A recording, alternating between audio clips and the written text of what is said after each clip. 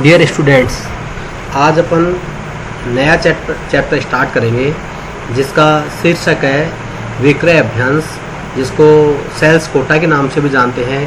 कि तो अपन इसके बारे में अध्ययन करेंगे कि विक्रय अभ्यास क्या होता है, इसकी क्या क्या अवधारणाएं होती है, इसको कैसे निर्धारित किया जा सकता है, इसकी कौन कौन सी विशेषताएं होती है। इस अध्ययन में अपन इस बातों की चर्चा करेंगे। अपन सभी जानते हैं कि किसी भी उपक्रम की सफलता या असफलता उसके विक्रय पर निर्भर करती है। अगर किसी भी उपक्रम का उत्पाद कितना भी श्रेष्ठ हो, उसके विक्रय की अगर संभावनाएं बाजार में न्यूनतम होती है, अगर श्रेष्ठ उत्पाद बाजार में विक्रय के लिए विक्रय की अपनी जो टारगेट्स हैं उनको प्राप्त नहीं कर पाता है, तो अच्छा उत्पाद होने के बावजूद भी वह उत्पाद बाजार से बाहर हो जाता है।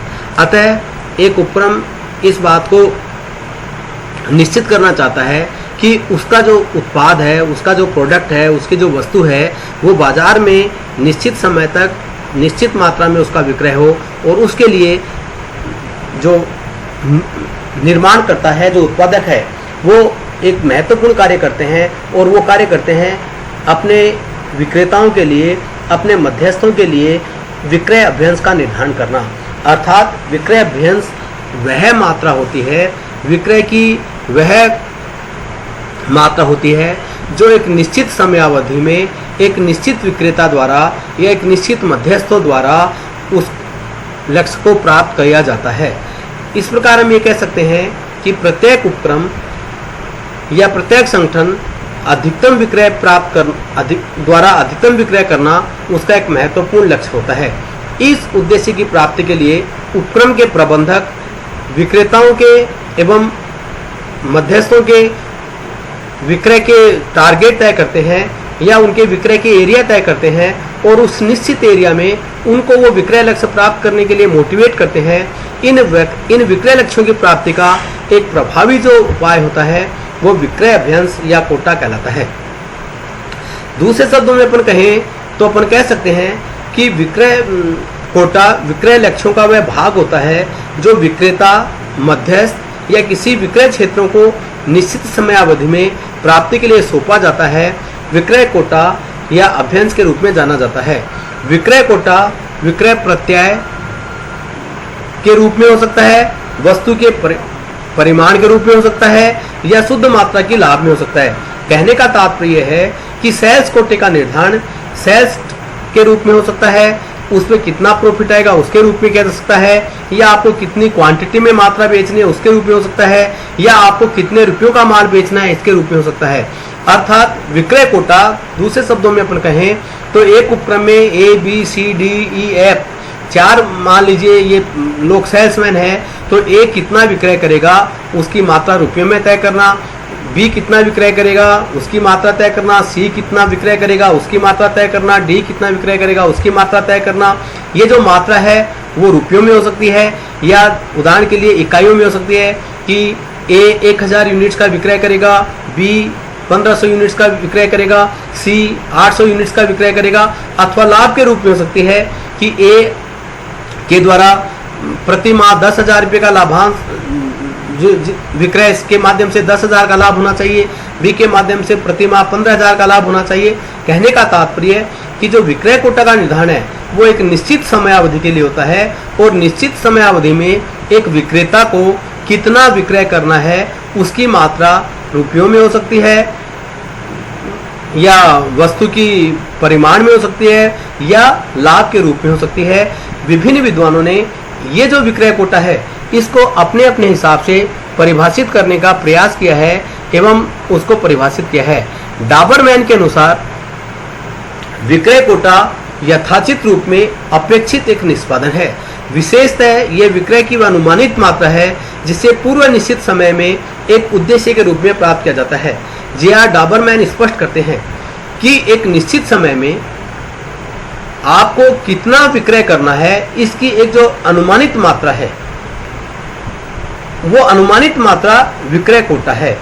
अर्थात इसका जो आधार है वो निश्चित समय है, और पूर्व के आधार पर इस निश्चित समय में कितना विक्रय किया जा सकता है इसका निर्धारण किया जाना है। तो ये जो जे.आर. डाबरमैन कहते हैं कि विक्रय की वो अनुमानित मात्रा वो एस्टिमेटेड क्वांटिटी जिसको हमको एक निश्चित टारगेट निश्चित समय में विक्रय करना है, वो डाबरमैन के अनुसार विक्रय अभ्यंश कहलाता है। इसी प्रकार फिलिप कोटनर ने बताया कि विक्रय कोटा किसी उत्पाद पंक्ति, कंपनी, संभाग अथवा विक्रय प्रतिनिधि के लिए निर्धारित विक्रय लक्ष्य है। यह प्राथमिक रूप से विक्रय प्रयास की व्याख्या का एक प्रबंधकीय उपकरण है। फिलिप कोटलर ये स्पष्ट करते हैं कि किसी कंपनी के, किसी उत्पादक के, किसी निर्माता की जो उत्पाद पंक्ति है, उत्पाद लाइन है, उसकी जो प्रोडक्ट लाइन है, तो कौन व्यक्ति किस एरिया में, कौन सा व्यापारी, कौन सा मिडिलमैन, कौन सा सेल्समैन, कौन सा सेल्स रिप्रेजेंटेटिव किस मार्केट में एक निश्चित समय में कितना विक्रय करेगा, उसका जो टारगेट है, उसके जो लक्ष्य है, इस लक्ष्य का निर्धारण करना फिलिप कोटलर के अनुसार विक्रय कोटा कहलाता है। विक्रय कोटा की अपन देखते हैं कि विक्रय कोटा की अवधारणाएं क्या है। विक्रय कोटा के संबंध में मूल रूप से 3 प्रकार की विचारधाराएं प्रचलित होती है। पहली विचारधारा है उच्च अभ्यंश विचारधारा, दूसरी है संतुलित अभ्यंश विचारधारा और तीसरी है क्रमिक परिवर्तनशील अभ्यंश विचारधारा। उच्च अभ्यंश विचारधारा इस बात को स्पष्ट करती है कि जो विक्रयकर्ताओं को, वितरकों को या डीलर को जो अभ्यंश की मात्रा दी जाए वो इतनी उच्च होनी चाहिए कि वो उन्हें कभी भी प्राप्त न कर सके, वो केवल उनको प्राप्त करने के लिए प्रयास ही करते रहें और उनके लिए वह चुनौतीपूर्ण बनी रहे। इसका उद्देश्य ये रहता है कि जब आपके टारगेट हाई होंगे तो उसको प्राप्त करने के लिए व्यक्ति निरंतर रूप से प्रयास करेगा, वो सतत रूप से उस कार्य को लक्ष्य को प्राप्त करने के लिए मेहनत करता रहेगा, अर्थात उसके सामने वह चैलेंज रहेगा। और रेयर केसेज में ही इस उच्च अभ्यंश की विचारधारा वाले जो टारगेट्स हैं उनको प्राप्त किया जाता है।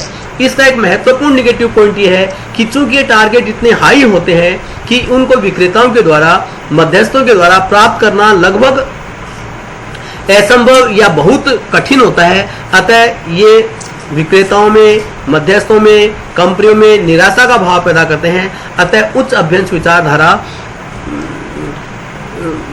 बहुत कम सफल हो पाती है। दूसरी जो विचारधारा है वो है संतुलित कोटा विचारधारा है, संतुलित अभ्यंश विचारधारा। संतुलित अभ्यंश विचारधारा जैसे इसके नाम से स्पष्ट है कि ये विचारधारा इस बात पर आधारित है कि विक्रेताओं को, मध्यस्थों को वो टारगेट दिए जाने चाहिए विक्रय को जिनको वो मेहनत करके प्राप्त कर सके।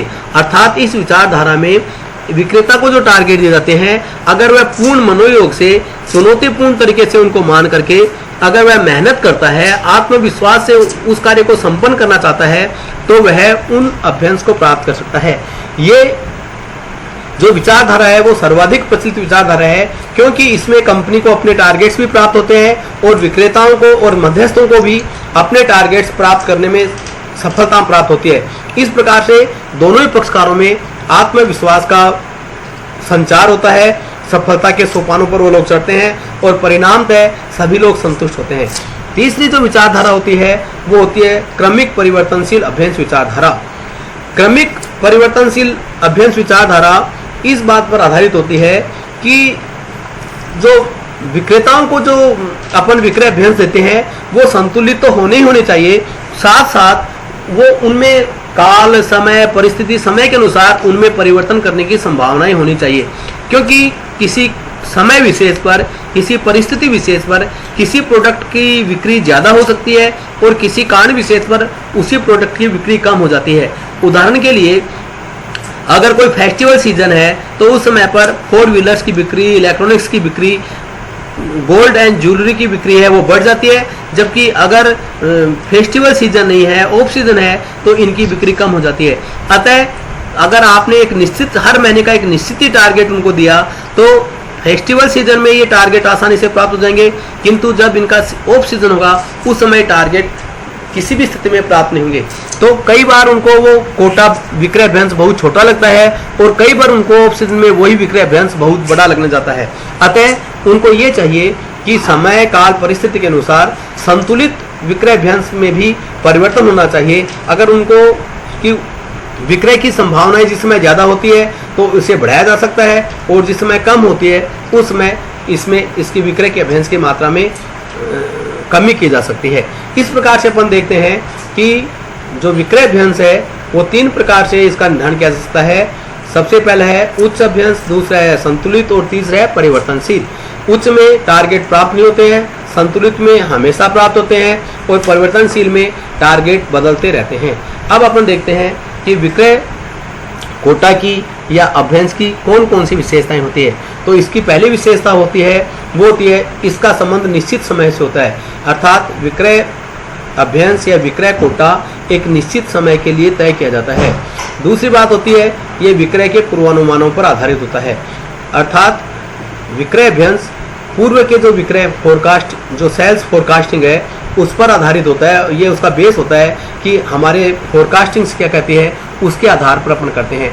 तीसरी बात यह है विक्रय कोटा मध्यस्थों का, विक्रेताओं का, मिडिलमैन्स का, सेल्स रिप्रेजेंटेटिव का, इनको दिया गया एक लक्ष्य होता है जो ये बताता है कि आपको एक निश्चित समय में कितना विक्रय करना है। चौथी बात यह है विक्रय कोटा परिमाणात्मक हो सकता है, लाभ के रूप में हो सकता है या ये मौद्रिक राशि के रूप में भी इसका निर्धारण संभव किया जा सकता है। इसके बाद में अपन कह सकते हैं कि विक्रय कोटा उपक्रम के संपूर्ण विक्रय का एक भाग होता है, उसका एक पार्ट होता है। विक्रय कोटा का जो निर्धारण है वो उच्च संगठनात्मक स्तर पर विक्रय टेरिटरीज के लिए किया जाता है, जिसको बाद में छोटे स्तर पर या व्यक्तिगत स्तर पर विक्रय कर्मचारियों को सौंपा जाता है। विक्रय कोटे के निर्धारण में स्किल, एडमिनिस्ट्रेटिव स्किल इनकी आवश्यकता होती है और इसके साथ साथ उनको मार्केट का नॉलेज होना भी बहुत आवश्यक होता है। विक्रय कोटे में विक्रेताओं के कार्य का मूल्यांकन प्रमाप के रूप में प्रयोग होता है, अर्थात विक्रेताओं के सफलता और असफलता उनका निर्धारण विक्रय कोटा के द्वारा प्राप्त किए गए लक्ष्यों के आधार पर होता है। इस प्रकार से अपन देखते हैं कि विक्रय कोटा एक निश्चित समय जिसमें ये तय होता है, एक निश्चित एरिया जिसमें विक्रय की मात्रा होती है। विक्रय का जो निर्धारण है वो परिमाणात्मक हो सकता है, मौद्रिक रूप से हो सकता है या लाभों के रूप में हो सकता है। ये कुल विक्रय का एक पार्ट होता है जो किसी व्यक्ति विशेष को सौंपा जाता है। इस प्रकार से इन बातों के आधार पर अपन ये कह सकते हैं कि विक्रय कोटा किसी भी विक्रय लक्ष्य को प्राप्त करने का एक महत्वपूर्ण साधन है। कल अपन ये पढ़ेंगे कि विक्रय कोटा निर्धारण करने की क्या आवश्यकता है या इसके क्या उद्देश्य है। Thanks to all member.